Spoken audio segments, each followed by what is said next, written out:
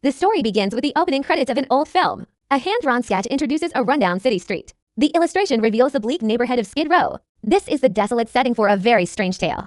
The title card gives way to the main cast. Various names of actors appear over the drawn buildings. The credits continue against the grim urban backdrop. The production team is listed on the screen. Finally, the director's name concludes the opening sequence. Inside a struggling florist shop, sweet Audrey arranges flowers. The grumpy owner, Mr. Mushnick, walks in feeling exhausted. He talks to a regular customer about his terrible business. The customer points out some cheap, wilted funeral arrangements. Mushnick holds the pathetic display with utter frustration. He loudly complains about his severe lack of money. His clumsy assistant, Seymour, suddenly rushes into the shop. Mushnick angrily answers a ringing phone at the counter. A cruel dentist is on the line demanding cheap flowers. Mushnick argues with the cheapskate over the tiny order. He reluctantly accepts the miserable deal to survive. Meanwhile, the sadistic dentist roughly drills a patient's tooth. Back at the shop, Mushnick furiously yells at Seymour. The poor boy looks completely confused by the anger. A strange new customer suddenly wanders into the store. Mushnick greets him, hoping for a decent sale. Seymour awkwardly tries to wrap the cheap dental order. Mushnick hands the flowers to his bumbling young assistant. To everyone's shock, the strange customer eats a flower. Mushnick stares in absolute disbelief at the bizarre act. The strange man happily explains his unusual floral diet. Mushnick angrily argues with the crazy flower-eating man. The customer casually talks to the utterly stunned staff. Pushed to his limit, Mushnick violently scolds clumsy Seymour. He furiously declares that the boy is officially fired. Audrey steps in to comfort the heartbroken young man. Seymour desperately mentions the strange, rare plant he grew. He nervously holds up the wilted, mysterious little oddity. Mushnick looks at the ugly weed with pure disgust. However, the flower eater is intrigued by the exotic plant. He promises to become a regular paying customer. The old woman agrees it might bring in business. Given 1 week to prove himself, Seymour rushes home. He hurries into his gloomy, rundown apartment building. He quickly enters his messy, poorly lit small apartment. His hypochondriac mother lies complaining in her bed. Seymour tries to calm her constantly exaggerated medical fears. She endlessly whines about completely imaginary, fatal illnesses. The boy patiently listens to her ridiculous, dramatic symptoms. He hands her a bottle of potent, alcoholic tonic. The old woman greedily drinks the foul-smelling medicine. She praises the strange remedy for its immediate effects. She happily examines the heavy bottle of strong booze. Taking another huge gulp, she feels much better. With her distracted, Seymour finally leaves the dark apartment. His drunken mother continues chugging the intoxicating liquid.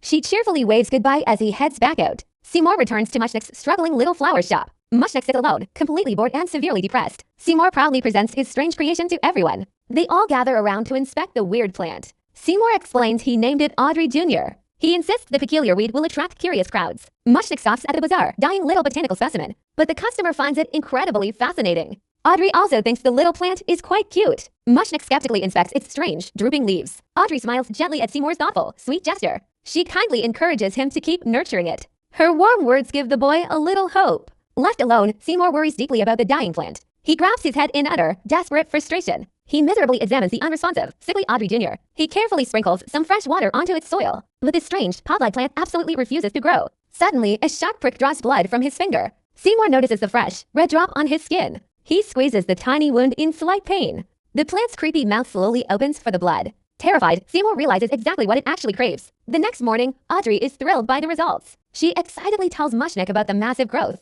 They are all amazed by the suddenly large plant. Curious customers quickly start flocking into the shop. The once empty store is now bustling with people. Everyone is fascinated by the giant, exotic botanical miracle. Mushnick joyfully embraces the sudden boom in business. He happily watches the eager crowd admire the attraction. He excitedly talks to the newly interested, paying customers. He proudly points out his famous new display. He eagerly sells expensive arrangements to the captive audience. Overjoyed, Mushnick happily hugs his sudden star employee. He grandly promises Seymour a bright, wealthy future. He points toward the door, dreaming of huge success. They both imagine building a massive new floral empire. Mushnick excitedly gestures toward their glorious, wealthy destiny. A grieving customer suddenly cries out in shock. Even she is easily distracted by the amazing plant. Mushnick smooth talks the woman into buying more flowers. He happily rings up another huge, profitable sale. The shop is saved, but the plant's bloody thirst remains. Mushnick happily rings up another profitable flower sale. Seymour eagerly shows the strange plant to Audrey. Even Mushnick is amazed by the unusual attraction. He quickly realizes the strange plant brings profit. He strictly orders Seymour to keep it healthy. Night falls as Seymour nervously studies botanical books. He desperately searches for a way to save it. Suddenly, the strange pod slowly opens its mouth. Seymour stares in utter disbelief at the creature.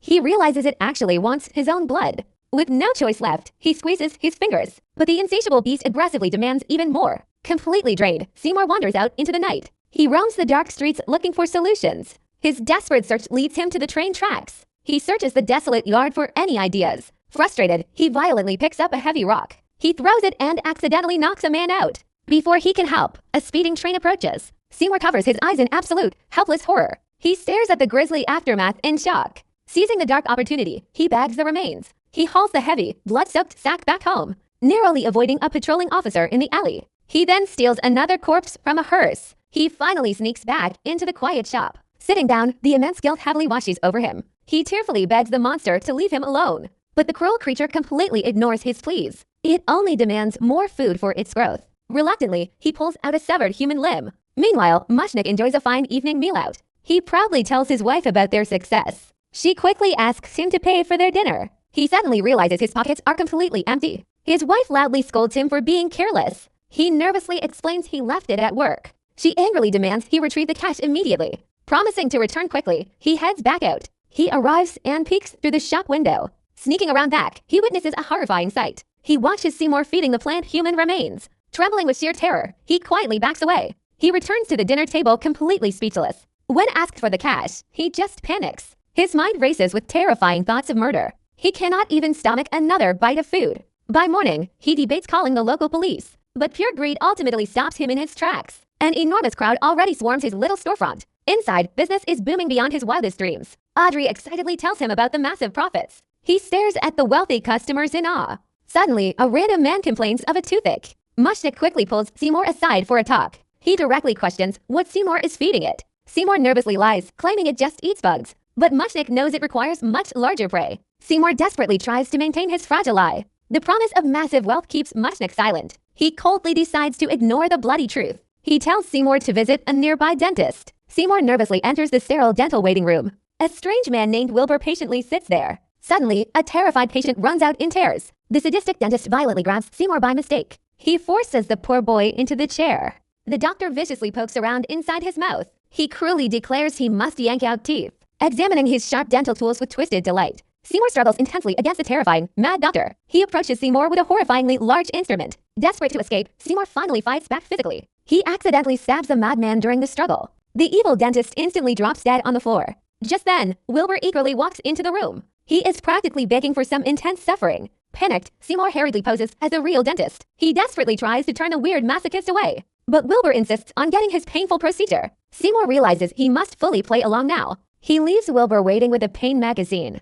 The bizarre man gets excited by torturous thoughts. He eagerly awaits his turn in the chair. Seymour reluctantly invites the masochist into the clinic. Wilbur settles in with a deeply disturbing smile. Seymour stares at his bizarre patient in utter disbelief. He slowly grabs the fearsome drill with hesitation. He begins to drill without using any anesthetic. Wilbur gleefully screams for him to just continue. Baffled, Seymour finishes the weird, agonizing dental session. He quickly sends the overly satisfied patient away. Left completely alone, he bags the dead doctor's body. He nervously sneaks the heavy corpse back home and prepares another gruesome feast for his creation. The ravenous plant eagerly swallows its latest meal. Seymour is completely overwhelmed by his dark deeds. He runs out, wishing this nightmare would quickly end. But the long trail of bodies soon attracts police. Homicide detectives begin to slowly piece clues together. Detectives discuss the town's strange recent disappearances. The growing list of missing people deeply alarms them. They search for any solid clues to follow. Their investigation quickly leads them to Mushnik's flower shop. The detective cautiously steps inside looking for answers. He is immediately shocked by the giant plant. Meanwhile, Seymour and Audrey arrive at the store. She finally shows him some genuine romantic affection. Seymour is completely overjoyed by her sweet attention. But Mushnik suddenly interrupts their happy little moment. Audrey tries to defend Seymour from his anger. Soon, a small crowd gathers to see the attraction. A grieving woman shares her recent tragic loss. Seymour awkwardly tries to comfort the sad customer. The detectives start questioning Mushnik about the crimes. He nervously feigns ignorance to protect his business. The police press him harder for any information. He stubbornly insists he knows absolutely nothing useful. They leave him with a strict, final warning. Mushnik then confronts Seymour about his bloody secret. He angrily demands to know what the monster ate. Seymour nervously denies feeding it any human victims. Audrey interrupts their fierce argument to announce guests. Mushnik quickly dismisses Seymour to hide the truth. Seymour happily invites Audrey over for a nice dinner. He wants her to finally meet his dear mother.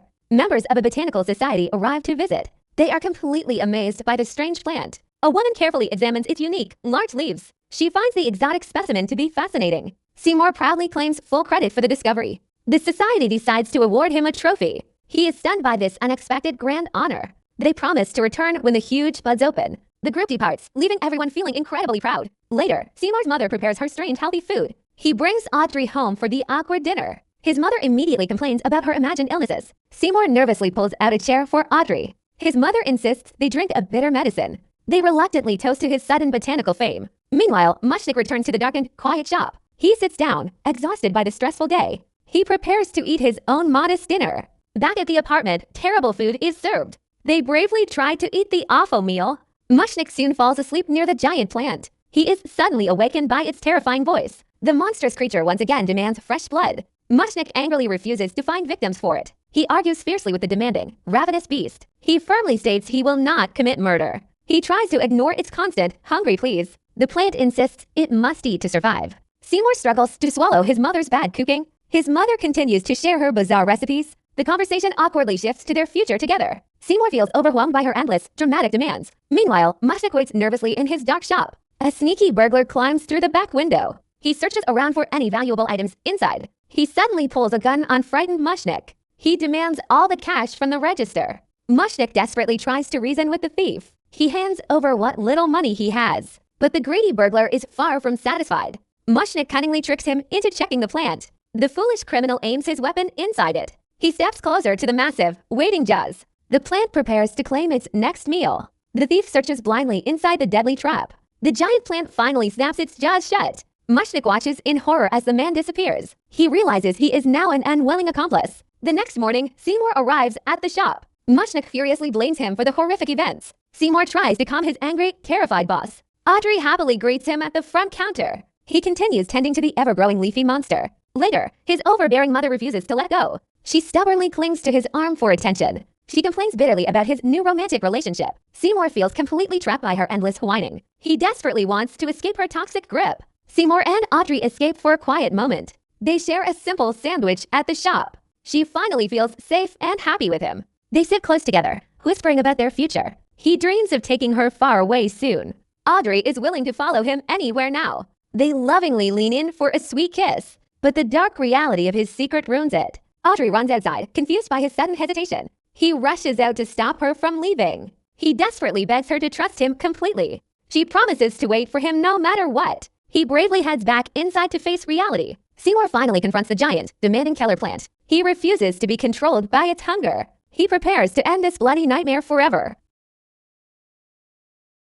It forcefully commands him to fetch another fresh meal. He blankly accepts the grim task laid before him. He roams the dark city streets in a daze. A random woman stops to weigh herself nearby. She calls out to him as he walks past. She poses dramatically under a red streetlight to entice him. He suddenly collapses onto the cold pavement from sheer exhaustion. She quickly kneels down to see what is wrong. He scrambles to his feet and desperately runs away. He stops near a street lamp to catch his breath. He climbs onto a park bench, feeling utterly lost. The persistent woman sneaks up right behind him. She sits down and immediately begins to flirt with him. He looks incredibly uncomfortable with her sudden advances. He nervously tries to reject her direct approach. They continue to argue back and forth in the dark. She stands up, growing frustrated with his strange behavior. He tries to explain his desperate situation to her. She looks at him with pure disgust and annoyance. He suddenly realizes what he must do to her. The next morning, the flower shop looks completely normal. A massive crowd gathers outside to see the spectacle. The proud owner addresses the excited onlookers. He leads the way inside for the grand unveiling. Everyone eagerly waits to see the miraculous plant bloom.